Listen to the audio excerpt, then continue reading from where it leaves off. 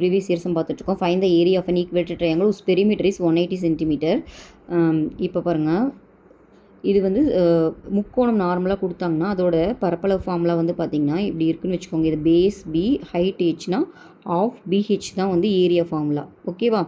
இதே வந்து இங்கே வந்து ஈக்குவேட்டட் ட்ரையாங்கிள்னு கொடுத்துருக்காங்க. இப்படி இருக்கா? இப்போ ஈக்குவேட்டட் ட்ரையாங்கிள்னால் சமபக்க முக்கோணம்னா எல்லா பக்கமுமே சமமாக இருக்கும். அதனால சமபக்க முக்கோணம்னு சொல்கிறோம். இப்போ இங்கே ஹெச் இங்கே வருதுன்னா இந்த சென்டர் பாயிண்ட்டில் இங்கே வந்து பார்த்திங்கன்னா இது வந்து a/2, இதுவும் a/2. ஓகேவா? ஸோ இந்த சைடில் நம்மளால் இதில் ஹெச் கண்டுபிடிக்க முடியும் நம்மளால். ஏன்னா பித்தாகரஸ் தியரத்தை யூஸ் பண்ணுறோன்னு வச்சுக்கோங்களேன். பெரிய சைடு வந்து ஸ்கொயர் பண்ணுறது மற்ற ரெண்டு சைடுக்கும் ஸ்கொயருக்கும் ஈக்குவலாக. அப்போ H square plus a/2 the whole ஸ்கொயர்னு எழுதலாமா? அப்போ இது என்னாகும்? a square equal to H square plus a square by 4ன்னு வரும். நம்மளுக்கு ஹெச் ஸ்கொயர் தான் வேணும். அப்போ a square minus a square by 4ன்னு எழுதுமா? அப்போது ஹெச் ஸ்கொயர் என்ன? 4a ஒரு a போச்சுன்னா 3a ஸ்கொயர் பை 4. ஓகேவா? அப்போ ஹெச்சோட வேல்யூ என்ன? √3a/2. √3a/2. ஓகேவா? இது a. ஓகேவா? இப்போது ஈக்குவேட்டட் ட்ரையாங்கிள் ஃபார்முலா எழுதலாமா? ஆஃப் பிஹெச்னு வச்சுக்கோங்க. ஈக்குவேட்டட் ட்ரையாங்கிள் நம்மளுக்கு தெரியும், பேஸும் a தான். ஓகேவா?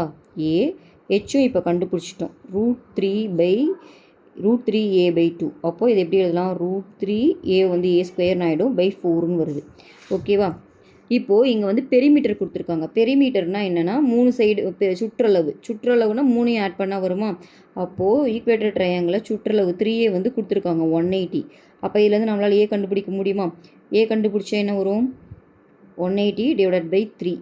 அப்போது 16 வரும். இப்போ a கண்டுபிடிச்சிட்டோம் 16. இதை வந்து இதில் போட்டால் நம்மளுக்கு ஆன்சர் கிடச்சிடும். ஸோ √3/4 இன்ட்டு a ஸ்கொயர் நம்மளுக்கு என்ன கிடச்சிருக்கு? 60 ஸ்கொயர். ஓகேவா? அப்போது இது வந்து என்ன ஆகிடும்? √3/4 இது 6னா 3600 வரும். 4ஆல் கேன்சல் பண்ணிங்கன்னா இது வந்து 900ன்னு வரும். அப்போ 900 √3 ஆன்சரு. இதில் வந்து ஆனால் பாயிண்டில் கொடுத்துருக்காங்க. அப்போ √3ஆல் மல்டிப்ளை பண்ணியிருக்காங்க. அப்போ 900 இன்ட்டு √3 வேல்யூ பார்த்திங்கன்னா 1.732.